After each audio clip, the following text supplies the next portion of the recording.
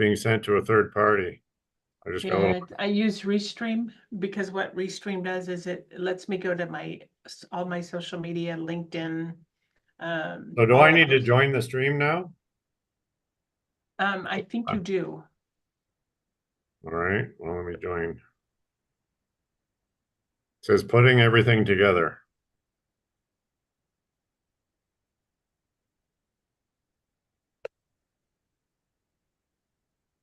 Unable to access camera. Make sure your property properly connected. Some reason it's got a little meeting information.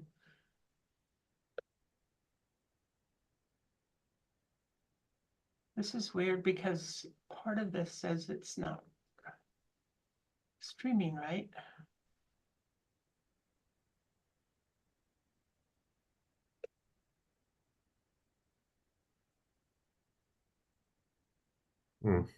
Doesn't seem to want to let me, I know it's got well, looks like it must have stopped that part of it. Did it go now? mm,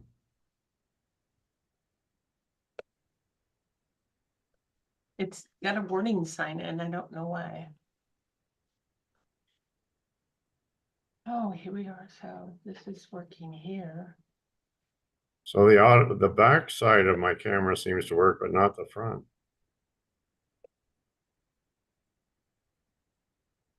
If I turn on surface camera rear, it's pointing to my plugins behind my computer. So it says we're streaming to, in fact, we're being recorded right now. Okay. It seems that we're already live, so we might as well go live, and I'm not sure why it's not going live to yours. So I'm going to record it, and you can put the recording on if it didn't work, and I don't know why it didn't work. So Okay, that's fine. okay, and I might need to. So we're going to record. Here we go.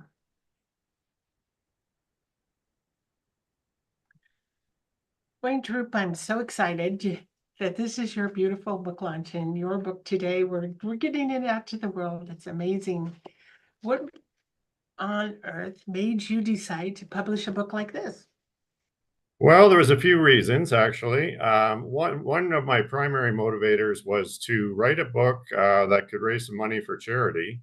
I'm affiliated with the Royal LePage Shelter Foundation charity, which helps women and children who are, suffering from abuse. And the idea came to me because I was trying to find an idea, something I could do to raise money. And I thought, well, I know a lot about real estate and I'm a decent writer, so maybe that's a good combination and I can write a book.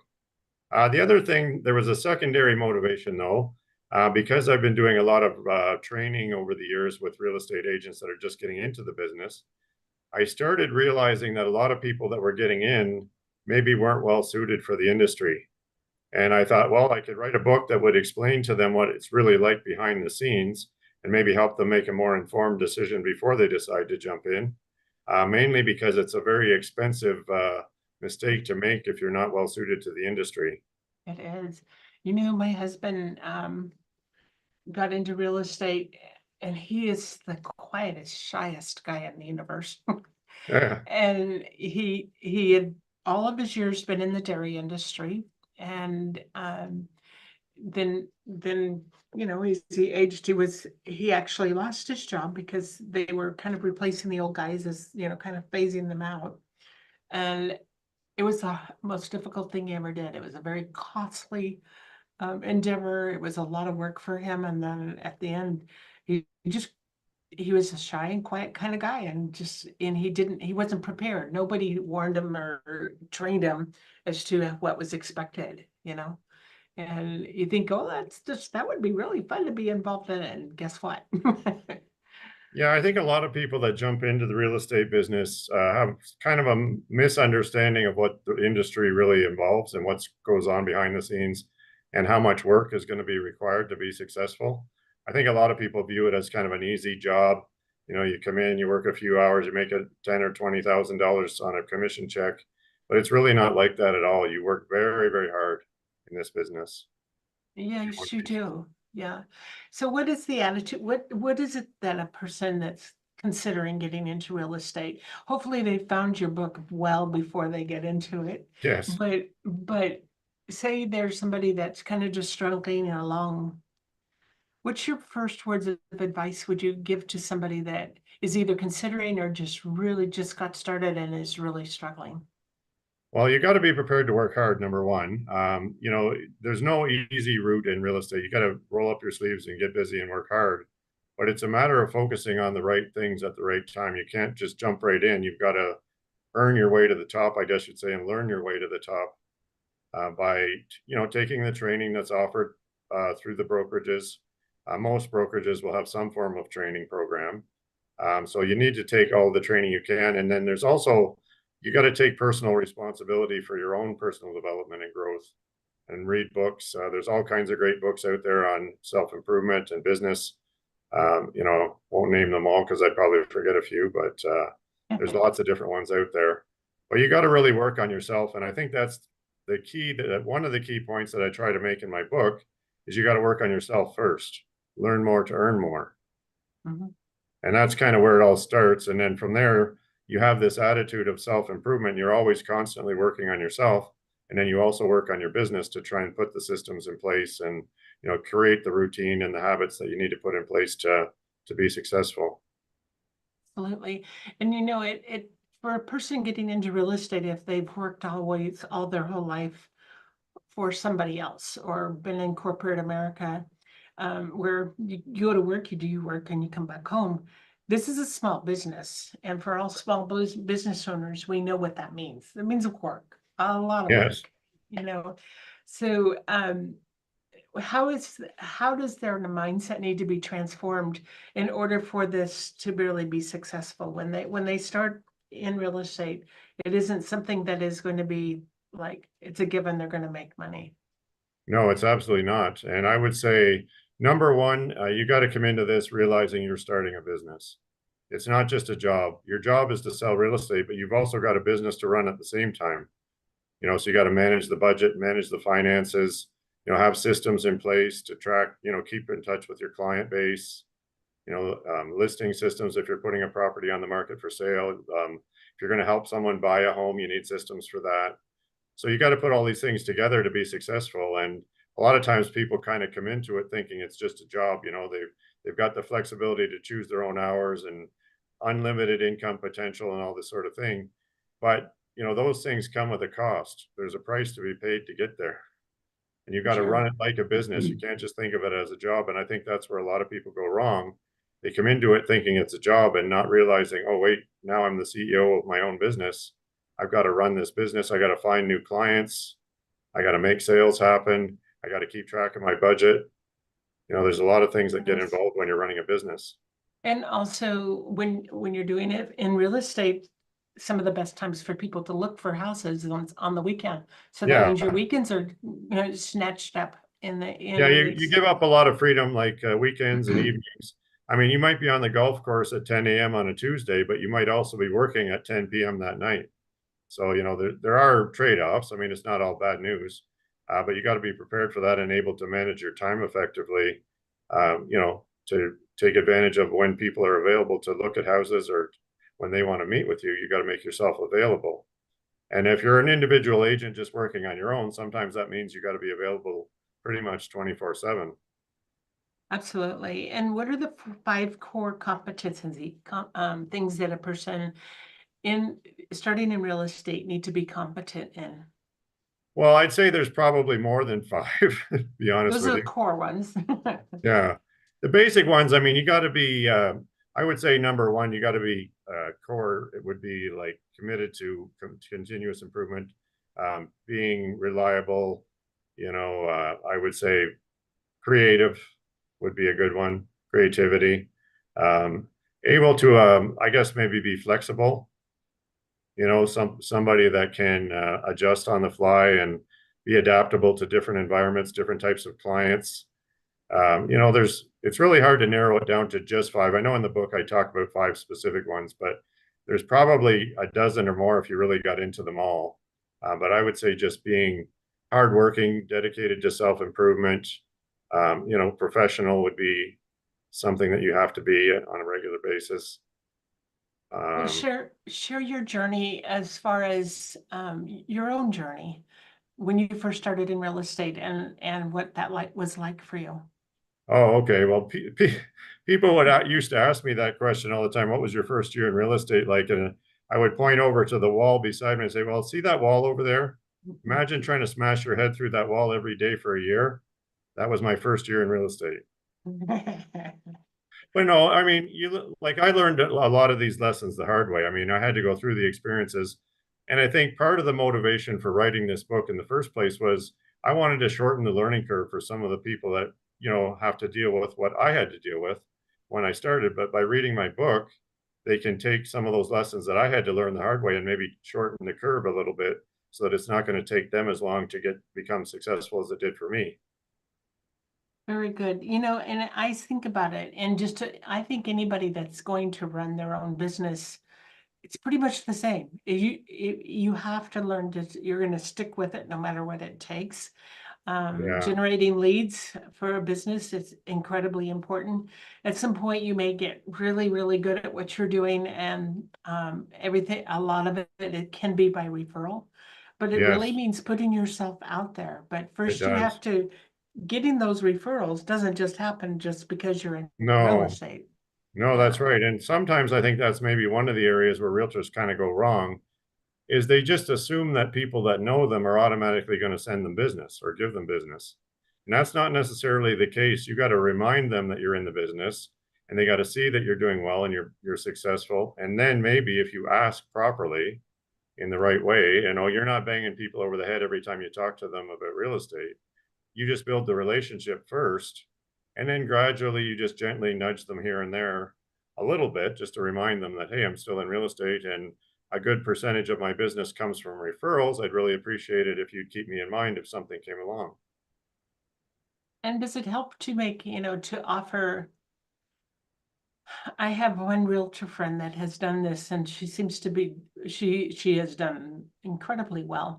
But for people that have just come to her and said that I'm interested, whether they were in selling or buying a home, rather than them start, if they didn't choose to use her or just weren't quite ready for the process, she had a system where she gave really good tips for them to kind of on a weekly or monthly dripping type of thing. And she sent like a postcard type of thing with some really good tips about different that showcasing a couple of the houses that were for sale, but also with really good tips for what to look for and the right way, what they needed to know. Yeah, that's a very important point, actually. You do have to find a way to stay in touch with people on a regular basis and provide value, provide them with some information that's going to be helpful for them. And, the typical person who's going to buy or sell real estate, it's about a 12 to 18-month process. So if you meet somebody very early on in that process, you need some kind of a system to stay in touch with them during that period of time until they're ready to do something. So, sometimes realtors will just kind of ignore those ones and they'll say, well, they're not going to do anything till next year. I don't need to worry about it. I'll get in touch with them next year when the time comes. Well, guess what? You probably missed out because somebody else, another realtor came along and started establishing a relationship. And when they were ready to go, they went with the other person. So, Top of mind awareness. yeah, Yeah. exactly. You want to remain top of mind and you got to stay top of mind maybe for that whole year or year and a half until they're ready to go. So one thing you mentioned in the earlier part of the conversation is that there also needs to be systems put in place Yes. to make it easier. Let's talk about those systems. What kind of systems did you put in place? Well, that would be one for sure. The sort of the lead nurturing system, like where you're staying in contact with the people you know on a regular basis. And that involves, could be a newsletter, it could be electronic newsletter, maybe you touch base with them once in a while by phone or text or email. Maybe you go for a coffee once in a while or a lunch meeting or something like that. But typically, I would recommend a realtor should be touching base in some fashion or another 2 to 3 times a month with all their key people.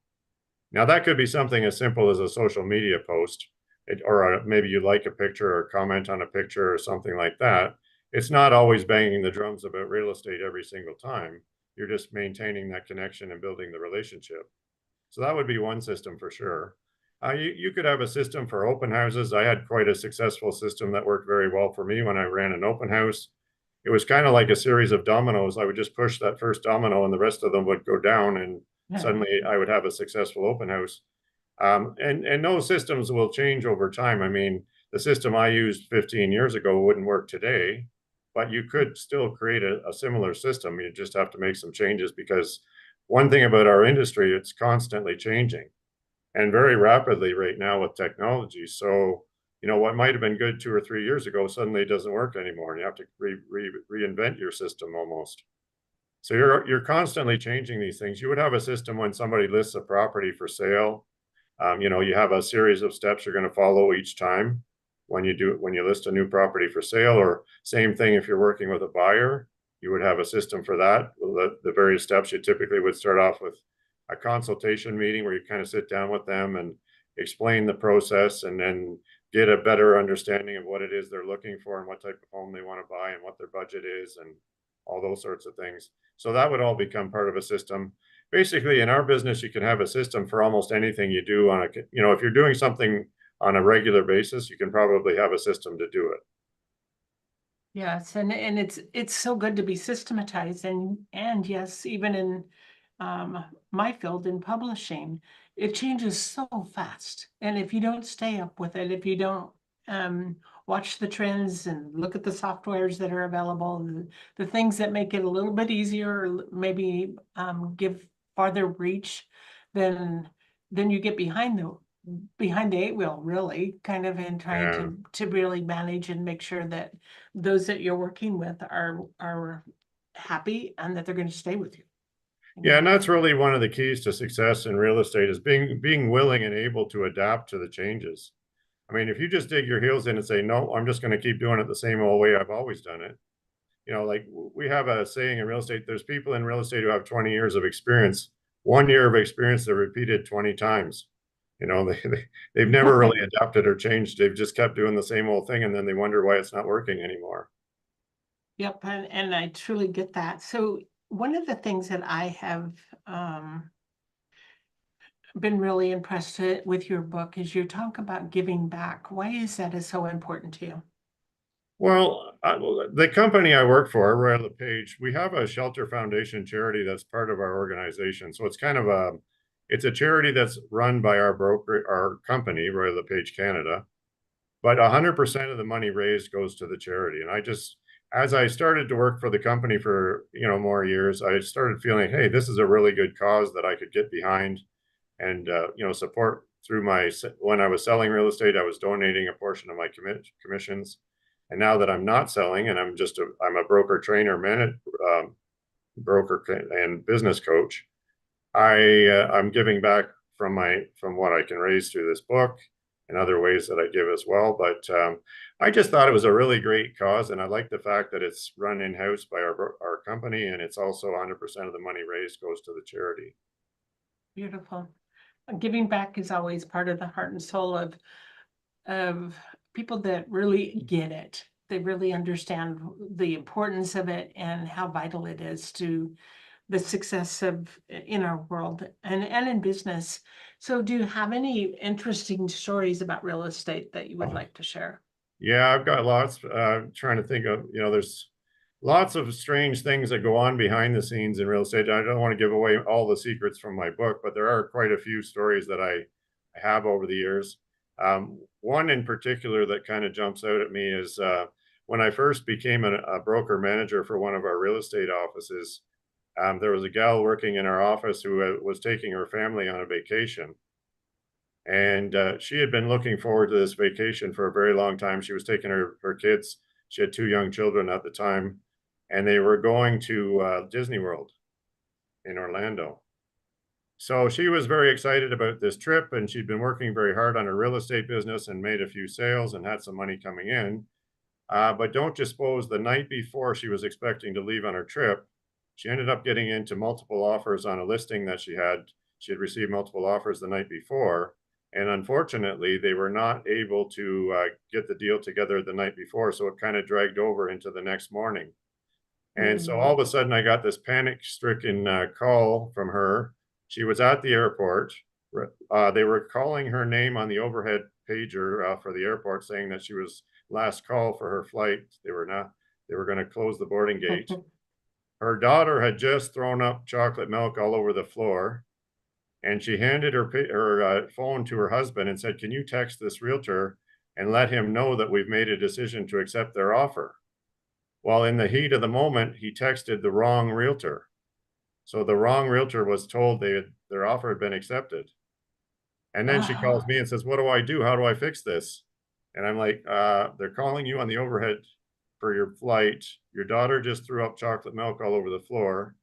And you're asking me how you can fix this with the agent when you just told the wrong agent that you'd accepted their offer.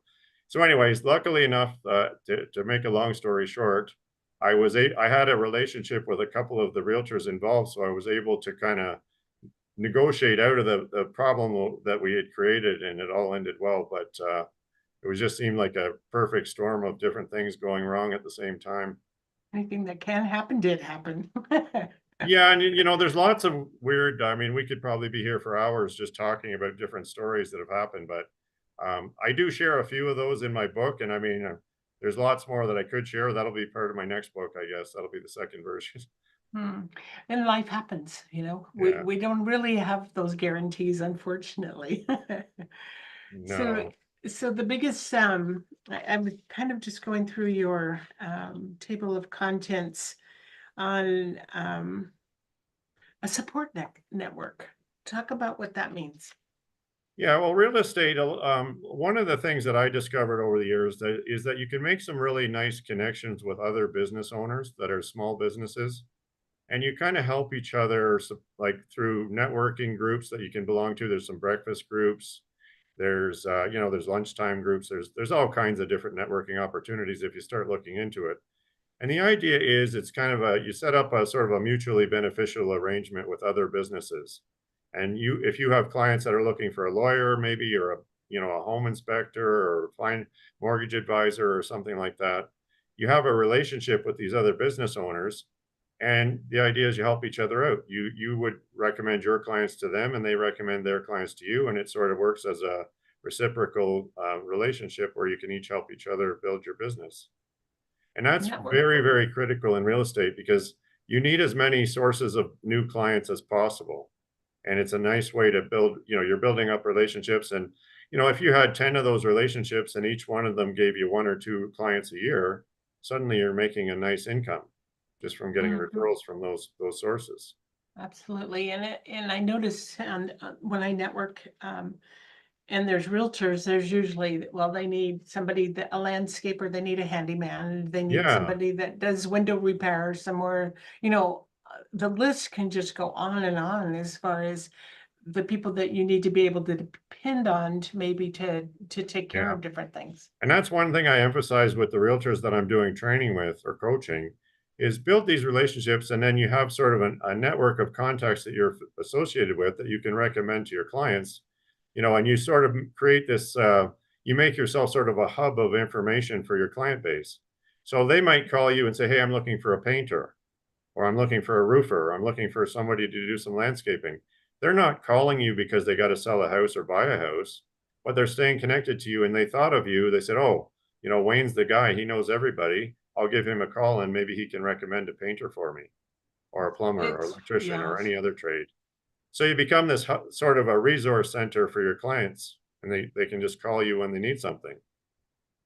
Well, and that is vital, but that's also making you top of mind awareness, which is Yes, exactly. um, very, very vital to any business, to keep, we can't be an island unto ourselves. We have No, no, to no, no, really that's be out absolutely right. there. Yeah, you Yeah, got to be yeah, connected. yeah, be connected. What's your last words of advice as we conclude our interview today? And congratulations, because you are a #1 best-selling book Oh, thank you very on much. Amazon. Yes. One last word of advice to somebody, if they're listening to this, they pick up your book, what would you like them to, the very first thing you want them to know? I would say you're wise to do your homework before you get into real estate. I Mhm. think that's probably the biggest, best advice I can give you. Simply because it's not what most people think it is. And you really, my book will open your eyes a little bit to what goes on behind the scenes and what it's going to take to be successful. And you know what? Maybe after reading my book, you'll decide it's not right for you and that's not the industry you want to get into, but it'll save you a lot of time, a lot of money, and a lot of aggravation, stress, frustration, just All by, the things that are negative. yeah.